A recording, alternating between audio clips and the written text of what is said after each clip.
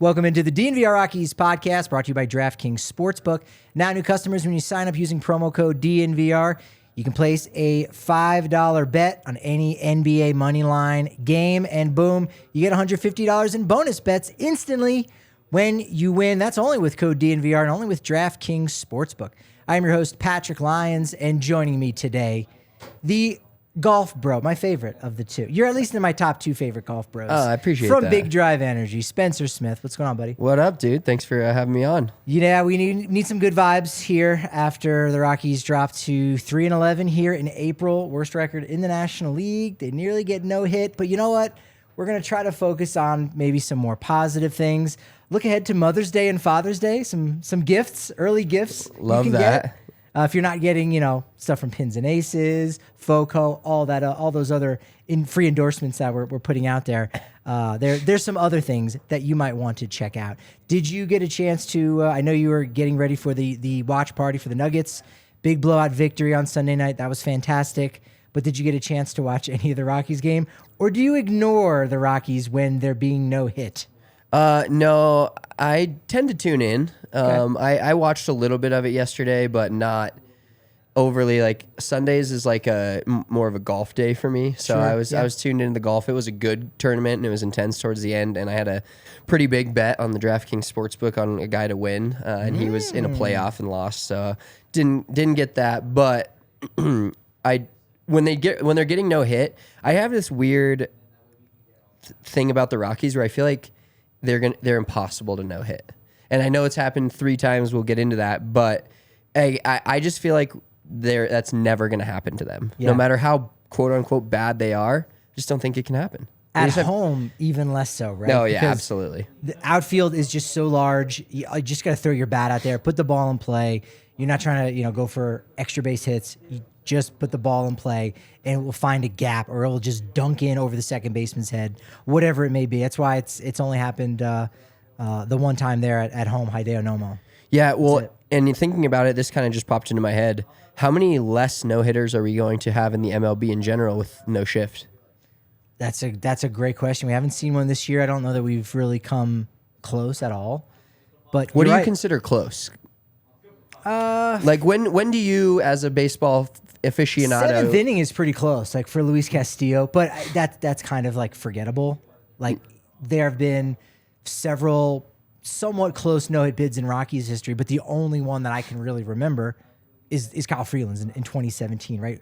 Ubaldo in 2010, the only one with a no-hitter, does that in Atlanta. Fantastic. Walks a bunch of guys, but still gets the no-hitter, and then it's like Freeland's near no-no. After that, they're I think maybe Chad Bettis maybe went once, like into the 8th, something like that. Yeah. But ultimately, it's not that memorable. It's also the person who does it. If like Scherzer, takes a no-hitter into the 9th or even the 8th, that'll get remembered a little bit more because that'll be part of his story and maybe his Cy Young bid, whatever it may be. But 7 innings is close enough. There was a graphic on MLB.com saying, well, it didn't just say no-hitter. It also said perfect game. Rockies had never been perfected yet. Okay, they never will be. I'm just going to make that claim right now. Could be that it never happens. What was interesting with Castillo's perfect game in the 7th, we haven't had a perfect game in a decade.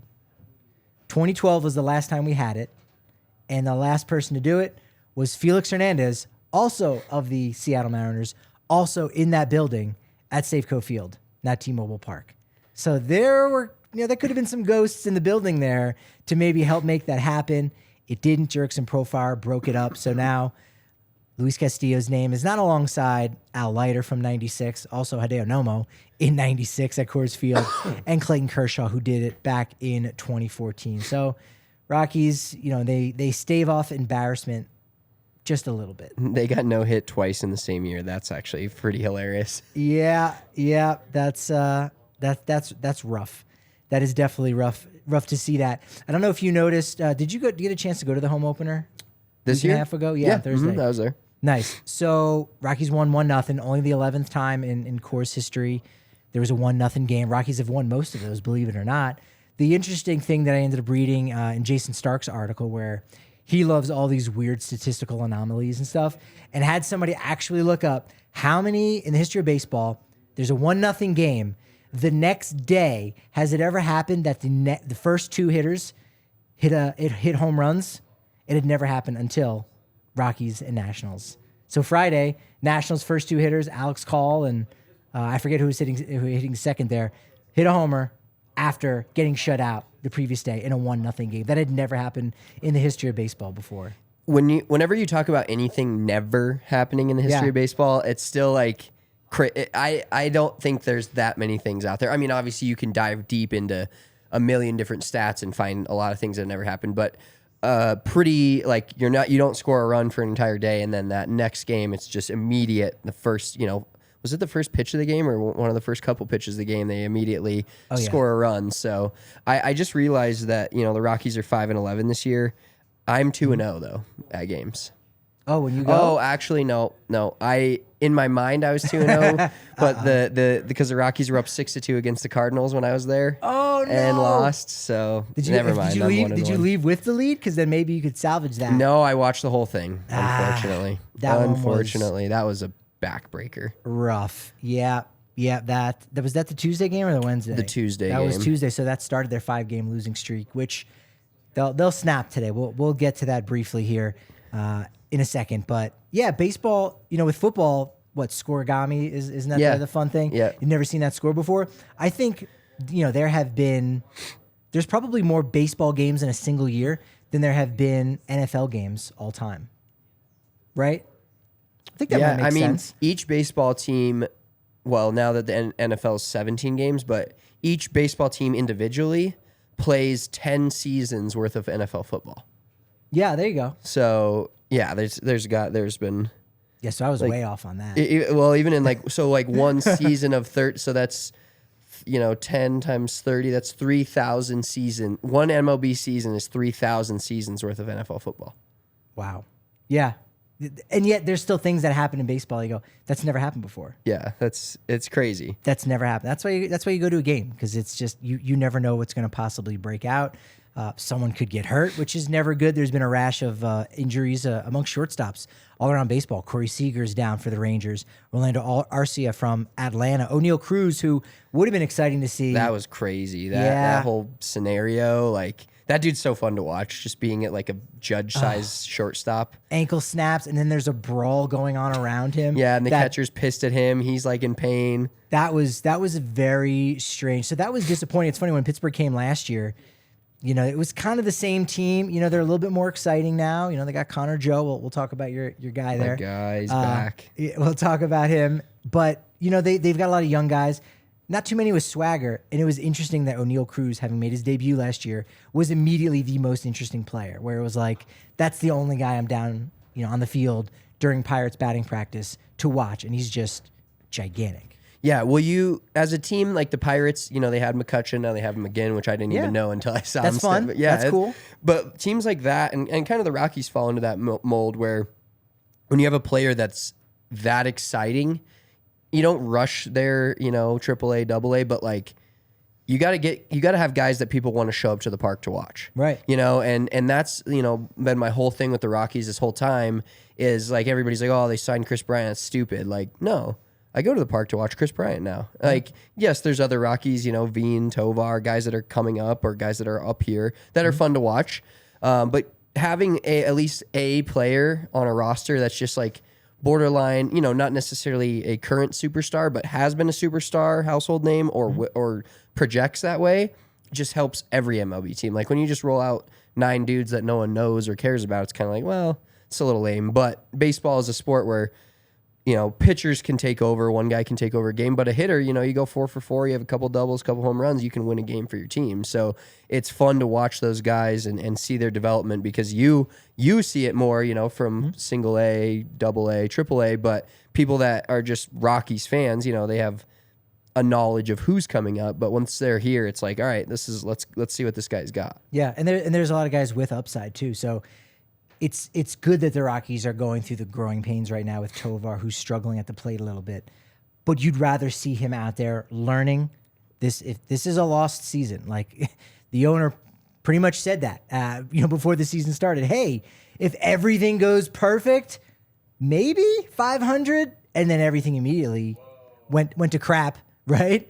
Yeah, as long as these young guys are getting the opportunity to play, you can deal with those those growing pains. And throw Tovar out there, throw Montero out there, who probably wouldn't have gotten that opportunity if Rogers didn't get hurt. And you want to see more of those young guys get those opportunities. I think we will in the second half at some point, though. The caveat to that is if this team really is headed towards 100 losses right now at 5-11, I think that projects to be 51 and 111. I don't know that they're that bad. I think I might have said they were maybe 102 losses would have been the worst case scenario for them. So, they're just on a little skid right now. So I think they'll be slightly better than that. But if they are in danger of losing 100 games, I could see the front office and Dick Monfort saying, we need these veteran guys so that we don't lose 100 games, which would be the silliest thing. It would be the worst thing for the franchise to not just say, this season doesn't matter. It's okay. If we really want to win a championship at some point, we need to start planning for the future. This is how we do that. We've already lost. Like, cut your bets. That's it. That's it. Yeah. Cut your losses. One thing that I think is interesting about this season is being a Rockies fan, has watched since basically 2000, essentially when I was old enough to compute what's going on. We always have, they've had some runs. They've made a World Series, made the playoffs a couple years back to back, or 17 and 19, I want to say, or something like that. 17 and 18 back to back, and then 2007, 2009. Yeah, okay. So two back to back years, they felt like they were, I never felt like those teams were going to win the World Series, but it was fun to have playoff baseball back in Denver.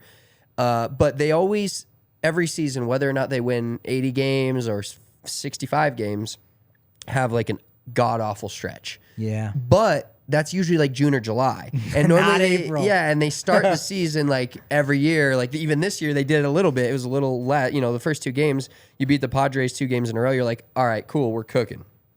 I'm I'm just that guy. That's always me. Like, I'm like, yeah, Rockies are going to be great. But maybe that June, July swoon of what they normally hit is just happening now, and they're like, mark my words, they're going to go on a 9 of 10 tear at some point. Most of those games at home. Maybe it starts tonight. The Pirates are record wise good, but they're facing Rich Hill tonight, right? They are facing Dick Mountain. That's right. They are going to fucking destroy him. Chris Bryant hits his first home run tonight. Whoa! At Coors Field. Let's go. How funny was that, though? Like, they play 6 games at Coors Field, or 7 in a row. Everybody's talking about, I've had some arguments with some certain people in the media about Chris Bryant, whatever. But he goes on the road, and then the first game just immediately hits one. I thought it was hilarious because it's much harder to hit a home run at T-Mobile Park than it is here by a mile. Yeah. So I thought that was funny. But I do think that the Rockies are going to run off a little streak, get me excited again. I don't know when that is. Hopefully starts tonight. Freeland has just been a rock star this year. Maybe back to 2019 form. We'll see. Or 2000, was it 17 that he had the really good year? Or 17 he had the almost no hitter, but then 17 year no hitter, got some Rookie of the Year award votes, and 2018 was his near Cy Young. Yeah, this dude got some Cy Young. Like, he's there. Only 4 guys in Rockies history have ever even received a vote for the Cy Young award. Really? Kyle Freeland is one of those guys. Can I guess the other amazing. 3? Sure, you can try. Okay. So saying that, okay. One, no way. And then the other 2 are gettable, yeah. Okay. Did Ubaldo ever get one? Yes. Okay, cool. I'm 2 for 4. How about, did Sean Chacon ever get any? No. Okay. We're going, I know like the Nagel Hampton were big signings at the time, but they didn't pitch well as Rockies. No. Okay, I don't have it. 2007, Jeff Francis. Oh, I should have known that. And then the one that it's forgettable in a sense, and it also stunk because the strikes shortened season in '94. Marvin Freeman. Oh, okay. Marvin Freeman. And then there was also 1 year. I was a fresh 1 year old at that point. And then you also have it in a really weird turn of events. And I'm obsessed with end of year award voting. Like, I'm obsessed. And then who voted, who had those specific picks. And everyone had Freddie Freeman as the 2nd and 3rd or 4th best player in the NL. And then one person voted him 8th. What is that person watching? We kind of have somebody that has that voting record, so to speak, and this person has I've already dug myself into a hole. Houston Street once got a MVP vote one year, and Daniel as a Bard Rocky or as a Rocky, athletic, and Daniel Bard also got an MVP vote, I believe, last year. Is this guy close to us? I don't want to talk about that. What I want to talk about is the April 29th takeover. April 29th, good people. There's good people in the BBWA. I know. I'm one of them. I'm one of the good people. But April 29th is the takeover. D-backs, Rockies. It's going to be a fun one. You get the new shirt, which I don't own yet. I might have to buy one of the tickets for the takeover. Right? That can be my carpool. You guys can take me over to the stadium. Yes. We'll come back. I'll get a $15 concession voucher. I mean, I may just have to buy one of those. And I don't think I would get a discount. Diehards get 20% off when they order on DNVR Locker, whereas I wouldn't. I'm not actually a diehard, unfortunately. No, but you fostered the diehard. Oh, so maybe I could get a 20% hookup? I can send you the link. You know for that. someone? Yeah, I know somebody. That does okay. That. But That's not bad. Takeover is going to be awesome. Bus to the bar or bus from the bar to the game. Literally, if you think about it, like you're getting a shirt. And like you're paying for value-wise a shirt and what you would pay probably less in parking, and you're getting a shirt, a game ticket, $15 concessions, and a bus to and from the game with free beer. Damn. So it's like the value is there. It's a Saturday, Diamondbacks. It's a little all-city matchup, a little division matchup. I'm excited for it. D-backs are fun. And you're going to save any kind of money if you make any, poor choices in driving home, because we'll take you back here. That'll help you out. And again, you're going to be with the diehard community, and we will not let you embarrass yourself by tackling the mascot or running onto the field and incurring some kind of thousands of dollars of a fine, because you're with the diehard community here at DNVR. We got your back. We've got your back. Yeah, all kinds of really great deals. 15% off when you're hanging down at the bar. Even if it's a watch party for the Nuggets, you're going to get 15% off if you're a diehard. So many really great options and opportunities for you. NBA playoffs, we know what's going down. $5 bet on the NBA money line, and when you win, you get $150 in bonus bets instantly. You don't have to wait. They're going to hook it up right away. You got Jokic. Is he going to do triple-double in the postseason? Whatever it may be, you've got a lot of different options for that. You got the same game parlays, multiple legs, stack them on top of one another, and you make even more money if that comes out. And if you make a really good bet, DraftKings will come to you, knock on your door, and say, "Hey, can we just give you something for it now and just kind of call it?" So you can even get paid before waiting out an entire season or waiting out the end of a series, whatever it may be, if you really make yourself a very shrewd and smart bet. I love betting baseball. It's like one of my faves. Baseball's fun. I love live betting when I'm at the stadium, and like you can live bet every single balls and pitch. strikes. Yeah, every ball in play is always a fun one. Mm-hmm. The Nerfy, no runs first inning, which is always good. I stay away from those as a Rockies fan. I nailed it last week. Did on you? Monday's game, I nailed it, Matson Marquez. I wouldn't do it today because of Rich Hill. Because the Rockies are going to hit a home run in the first inning. Yeah, I think the Rockies will score. Freeland will keep it quiet. But yeah, regardless of whether it's baseball or basketball, if you have a $5 bet when you use promo code DNVR, when you win on the NBA Moneyline bet, you get $150 in bonus bets. Kale, go ahead and drop me reading off all of the disclaimers, which I have no access to, unfortunately, because of our internet situation. Maybe see if I can dig it up while I tell you that my DraftKings Sportsbook pick of the week is actually for the Rockies to win on Monday to take down the Pittsburgh Pirates. Now, one of the things is if you just go for the money line, it's not bad. It's minus 140. So that's like a decent payout. But if you actually go and to the game lines, you'll actually notice that the odds will shift a little bit into your favor if you're into that. And so if you say the Rockies are going to give a run, so that means they have to win by 2, which I think they will. Now, Rockies are minus 110 over the Pirates. So you're going to win a little bit more on your DraftKings Sportsbook pick of the week for that. And that's what I've got. That's what I've got locked in. So go ahead, make that bet. DraftKings Sportsbook. We've got a big old disclaimer. This is a good show. I've been enjoying myself. Download the app now and sign up with the code DNVR. New customers can make a $5 pregame moneyline bet and score $150 in bonus bets if their teams win, which I've said. Gambling problem, call 1-800-GAMBLER. And I lost my spot again. Cool. Only at DraftKings Sportsbook. In Massachusetts, call 1-800-327-5050 and visit gamblinghelplinema.org. In New York, call 877-8-HOPE-NY or text HOPE-NY. In Kansas, call 1-800-522-4700. On behalf of Boot Hill Casino and Resort in Kansas, 21 or older in most eligible states, but ages vary by jurisdiction. Eligibility restrictions apply. See DraftKings.com/sportsbook for details and state-specific responsible gambling resources. As we were saying, a lot of shortstops are injured. You also have Paul DeJong, Tim Anderson. Hopefully he'll be back. But the Rockies have a shortstop that's just right on their bench, Alan Trejo. Thoughts on trading from an area of depth or an area of strength in this kind of lost season? Trading maybe when the stock is high after Trejo had such a good World Baseball Classic? Or are you just attached to Alan Trejo so much that you wouldn't do such a thing?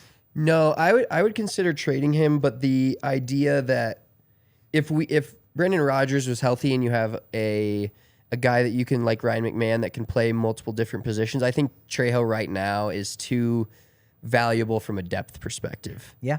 Just can play different positions, is a pretty good bat overall. I would like to trade him if there's value there, but I think with the current situation, like, you don't want to absolutely destroy your depth or call somebody up from AAA that maybe is not ready to play second base or play shortstop or even third base if he needs to. You know, like, Montero's obviously slightly versatile on the corners, but not like you're never going to have him play shortstop. No. You know, that would be hilarious. But same with Rymack. You know, he can play second, but that shortstop position is kind of like, you got to keep that depth there. Let Tovar play as much as we want, you know, as much as you can. Let him work through everything. But no, the season's too long and there are too many variables for you to get rid of him at this moment. So at this moment, I'm going to say no. Couple injury updates that we got on Sunday. Germán Márquez has been cleared to throw, which is really positive with his forearm tightness. So I really did believe Buddy and Germán when they both said post-game and even the next day, like, no, we don't think this is going to be, end in surgery. Feel good. Actually slightly better than the situation at the end of 2019 when he missed maybe the final 6 or 7 starts, but rebounded at the beginning of next year. So you always want to avoid that surgery. If he's gone and he ends up having to require Tommy John surgery, now you are on a path to 100 losses. But doesn't look like that just yet. So that was really great to see. Randall Grichuk and Daniel Bard, rehab assignments in AAA with the Isotopes. Bard did pitch on Sunday. 1 innings pitched. Give up a hit for Daniel Tatis Jr., who just absolutely dominated this last week against the Isotopes as he rehabilitates and comes back. The PED user, performance-enhancing drugs, will come back and be eligible to play on 420 because, that's baseball. It's amazing. But 3 strikeouts for Daniel Bard. So that looks fantastic. Grichuk, maybe Tuesday we'll see him. Who are you most excited to see from that trio between Márquez, Bard, and Grichuk? Who can make the most impact coming back on the team? Ooh, who can make the most impact, I think, is an interesting question because they haven't gotten a lot of chances to save games, but Pierce Johnson's looked okay. I mean, he wasn't great in the tie game against the Cardinals, but I think Bard coming back just makes the bullpen as a whole obviously stronger, but also pushes a guy that's closing in maybe to the 8th inning and pushes the 8th inning guy to the 7th. Justin Lawrence has been great. So that makes, your 7th, 8th, 9th strong. But the funny thing about having a good bullpen is you have to have leads for them to matter. So it's kind of like wasted on not having a lead if you don't have those guys. But Grichuk to me is just he's a fun player to watch. Like he's a fun player.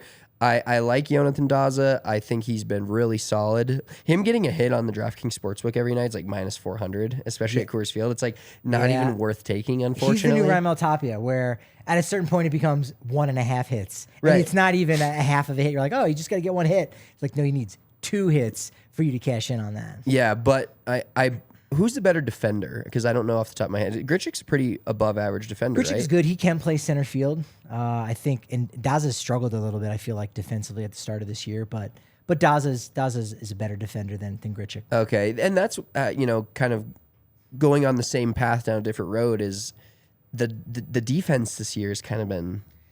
It's been spotty, and it's been problematic. We're not used to that. Like, no. The Rockies have been bad, obviously, in the past and had bad years. But like, I feel like they make the plays they need to make, and without sounding too specific, because there's so many different. We talked about this in the office the other day. There's so many different chain link things that can happen during a baseball game that can change the complex of it. The Rockies have lost like probably 3 games this year on what feels like one play. It's not. But True. what feels like one play, and that's a 5-11 baseball team to an 8-8 baseball team. Yeah. So that part has been a little frustrating for me in general. Their athletes make mistakes. NBA players miss shots. NFL quarterbacks miss throws.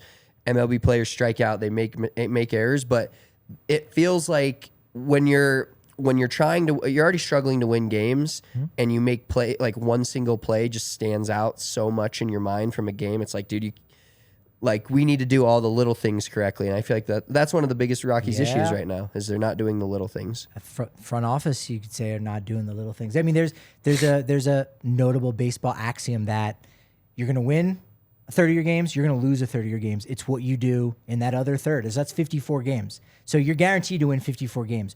What do you do in those other 54 games that are close? And to your point, they've kind of been losing those really close games. I mean, maybe you say the home opener, right? 1-0. That could have gone either way, right? One swing of the bat, guy gets on base, boom, home run, and then you lose 2-1. But nevertheless, it's going to be those really close games that are super huge for him. Connor Joe returns to the stadium.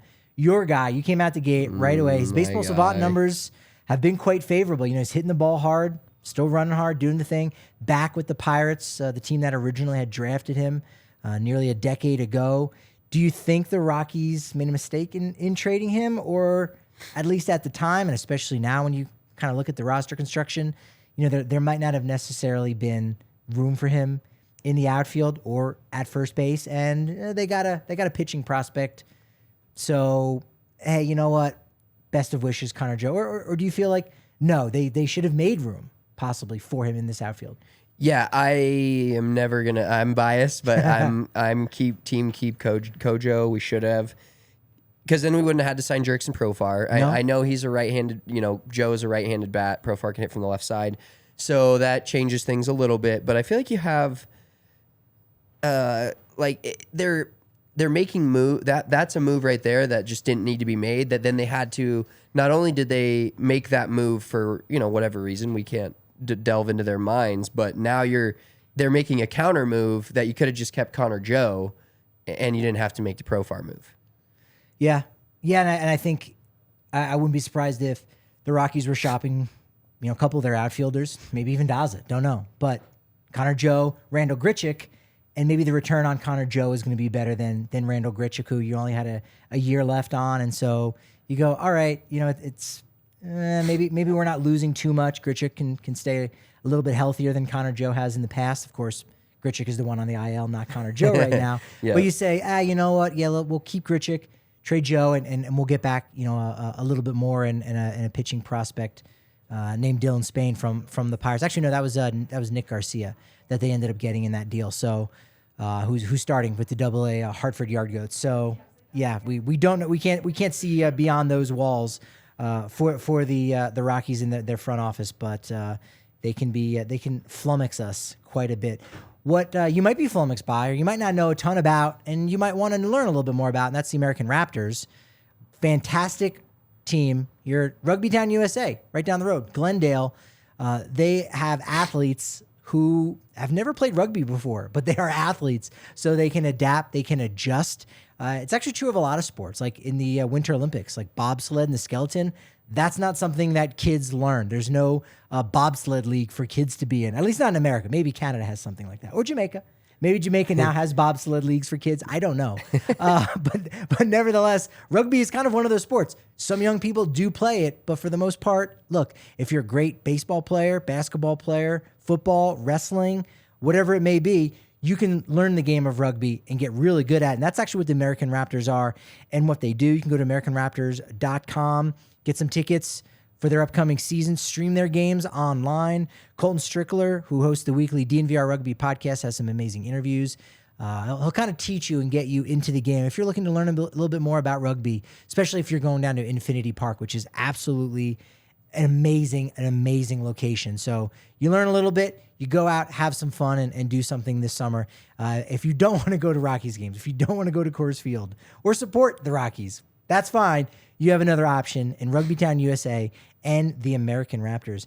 And Spence, you've got some options too, buddy, because if you're swinging late on your fastball and you're failing to make hard contact, you know what? There's something out there for you. It's called Roman. It's the ultimate manager of the year. It's amazing. Roman is the digital health clinic for men. It makes the hard moves. Oh, it does. Yeah. It makes the hard moves easier. It makes the hard moves easier. I like that. See what else see what kind of wordplay you can do with curveballs. Let's see if you can play with that one. It's a digital health clinic for men. Roman addresses a variety of those sensual health needs and offers genuine medication that helps to both achieve and maintain. Because look, if you're on the IL, you're not doing your team any good, right? That's no good. The best ability is availability. Roman's going to help you out with that. They offer a personal health experience on their website, ro.co/DNVR. It's also in our link in our description. But ro.co/DNVR. Complete the questionnaire, get diagnosed by licensed physicians, receive free daily discreet packaging, free delivery with daily discreet packaging, ongoing care, and so much more. To learn about how you can achieve your personal sexual health goals, go to ro.co/DNVR to get 20% off your entire first order. That's ro.co/DNVR. Illegal Pete's, you were giving out some coupons to some folks. Yes. And they were coming in, and people were very excited. And I was glad that they didn't turn right back around and immediately go to Illegal Pete's to eat. But now they had something later in the week that they could go to as their lunch, a little treat. Because Illegal Pete's, man, they do it right with their fresh ingredients, healthy ingredients, delicious. It's delicious stuff. Illegal Pizza is one of my favorites. They sponsor a lot of our events. They're, on the takeover, they'll be there. We give out a lot of free chips and queso cards. So you go into Illegal Pizza, you get your entree like you're already going to do, and then you get free chips and queso. Boom. And they do a ton of stuff with Nuggets and Avalanche, and maybe Rockies too. I don't know for sure. But where if you're going to the game, you just show them your ticket and you get a free drink. I remember that a while back when I would go to some CU Buffs games on the hill at the Illegal Pizza that was there. Oh, yeah. Getting a little something for that. Yeah, check that out, Illegal Pete's. And it's also graduation season, of course, too, so they can do catering. They'll help you out in that way. It's the spot to go to for burritos, beers, and buddies. Illegal Pete's is amazing. The pitching matchup for the next 3 days, Kyle Freeland versus Rich Hill has not been good in 3 starts. ERA north of 7. On Tuesday, Jose Urania versus Vince Velasquez, 5.40 ERA in 3 game starts, so another very winnable game on Tuesday. And then Wednesday could be the hard one. Johan Oviedo, nice young starting pitcher for the Pirates in 3 game starts, 2.45 ERA against Austin Gomer. So first one, you got to win, and you're going to win with Kyle Freeland on the hill. And then Tuesday is going to be a real important one to get because Wednesday could be the harder victory. Strange to say that about a Gomber start and not a Jose Urania start, but nevertheless, the Rockies will not get swept in this series. Mark my word, they will not get swept. No, we got Kyle Freeland tonight. We're going to win the first game of the series. Done and done on that. I did ask around the office to see how many people were big book readers, and we have a lot of audio book readers or audiobook listeners, and that's okay because Father's Day, Mother's Day is coming up. Got some baseball fans in your family. There's a couple books coming out that you might want to check out. This summer is an interesting book written by Tim Brown and former big league catcher Eric Kratz called The Tao of the Backup Catcher, because backup catchers, they make the baseball world go round. I mean, they seem like they're half of MLB managers. It's just taken from the perspective of a backup catcher, the job that they do, the hardships that they face, their love of the game that doesn't always love them back when you're a backup catcher or a third string catcher and you got to go to the minors or you're a non-roster invite. I am really curious about, Spence, with this book, and I'm going to guess not, but will Eric Kratz go into any more detail about the Rockies and their alleged signed stealing in 2018. I don't know if you remember this, but he was on a podcast in the winter of 2018, and Kratz said that the Rockies were doing the exact same thing as a lot of other teams in 2018. He said that he was a member of the Brewers at the time, caught them, and we played them in the playoffs. Know how many runs they scored in a 3-game playoff series in 2018? Not many people watched the NLDS. They scored 2 runs in the 9th inning of Game 2. They used to take a Theragun, those massage guns, and bang it on their metal bench. And they were doing the exact same thing from the TV.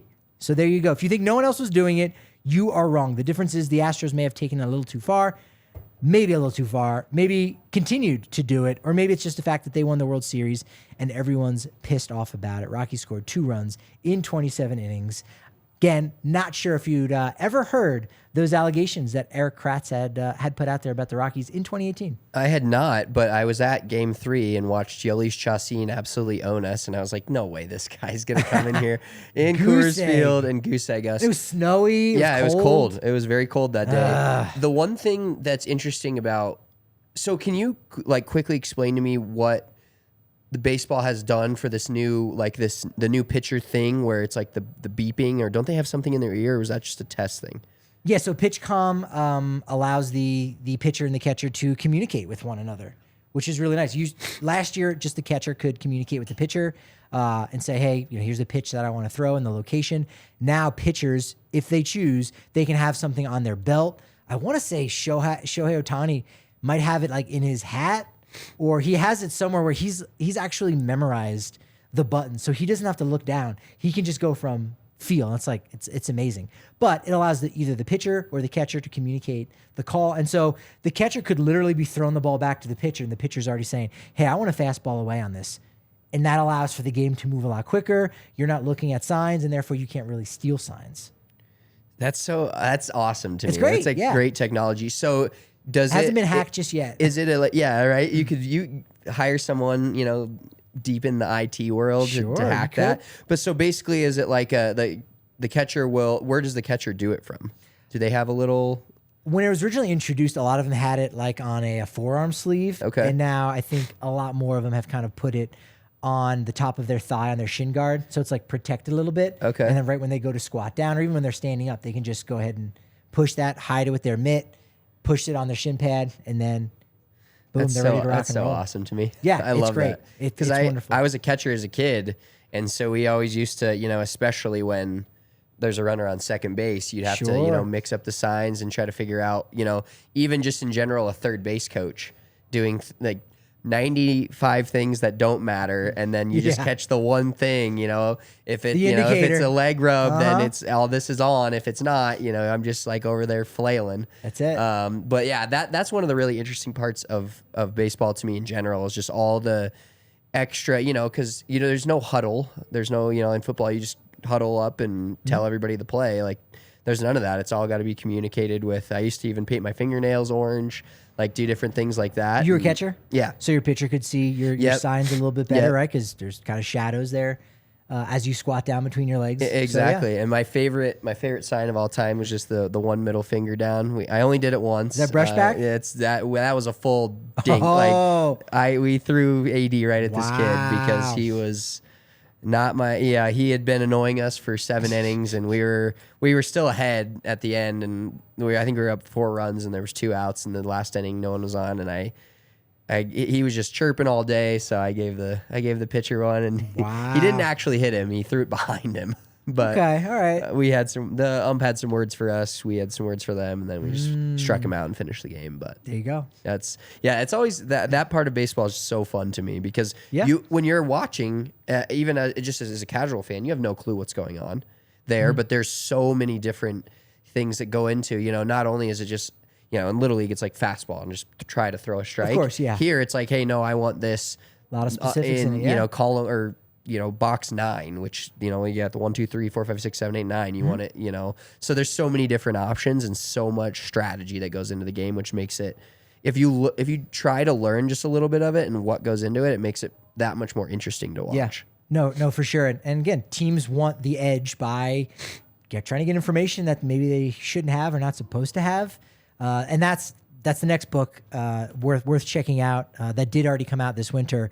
Winning Fixes Everything: How Baseball's Brightest Minds Created Sports' Biggest Mess. Evan Drellich, who now does more things kind of like on the business side, the less fun side, but he was a Houston Astros beat reporter, and he did break the Astros sign stealing scandal. And so he kind of goes into those details about how things descended into corruption with never before details of the broken management culture and the once revered leaders who enabled it, and the scandal itself. It's changed the game a little bit. Certainly not what the Black Sox scandal was like in 1919, but nevertheless, it's still a black eye on baseball. We've kind of gotten past it. Baseball doesn't really even seem to care that much. That's partially why a lot of those guys were welcomed back in the game, and you didn't see any real lifetime bans for the most part. New book that I ended up seeing in a bookstore over the weekend. I didn't even know that it came out, by a great writer from the New York Times, Tyler Kepner. He wrote that book, K, the story of baseball in 10 pitches, where he talks to guys who threw this a splitter, curveball, all that stuff. Fantastic book. Now he's got The Grandest Stage: A History of the World Series by Tyler Kepner. Synopsis is: what do some players like Madison Bumgarner, Derek Jeter, and Derek Ortiz, how do and why do they crave pressure? How do players handle a dream that comes up short?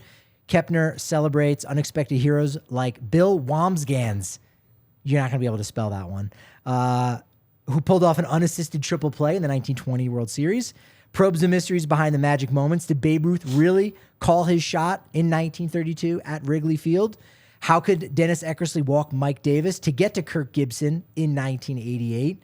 That home run that he hit on one leg, and bust some longtime myths like the 1919 Reds were actually much better than the Chicago Black Sox that threw the 1919 World Series. So I think that's almost a good, more short form book where you're not getting too deep into the weeds. You're getting little stories here and there. Maybe it's more of a bathroom book, but I sort of feel The Grandest Stage: A History of the World Series is something nice and very much digestible for a baseball fan that likes the history of the game and kind of smaller digestible pieces.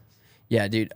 The history of baseball it's unmatched based on like other sports in America right now. Like, it's just one of those things where you can go back so far, and like we talked about earlier with certain records or things that have not been broken or not been done.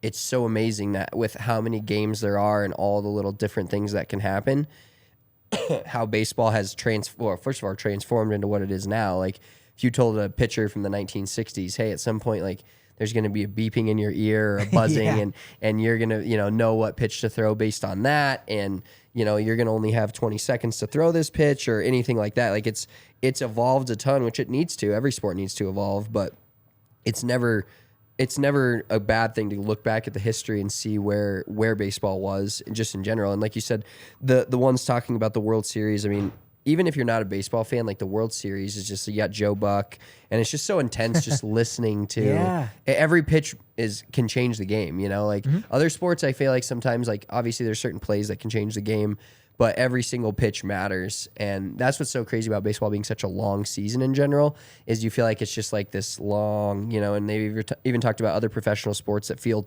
this regular season feels too long, but you get to a point where every single pitch matters. Every single, at bat matters, like whether or not you're taking a pitch and letting a guy get to second base. Like, there's so many different things that go into the history of baseball, but also individual games that matter, that if you really are taking it in, it's just a whole different world. And the players too, like the lives that they've led leading up to that moment, and having been a GOAT in the bad way, not the way it is now. Like, look, you sucked. Like, you're the scapegoat, really, in a sense, and some people who've overcome some amazing things. That, look, if you want some more Rockies content, because that's what we do here. If you're watching this over on YouTube, make sure you throw us a like, thumbs up, all that stuff. Make sure you're subscribed to all the shows that we have on our channel. We got Nuggets show coming up. I mean, it's their time to shine right now. Avs time to shine.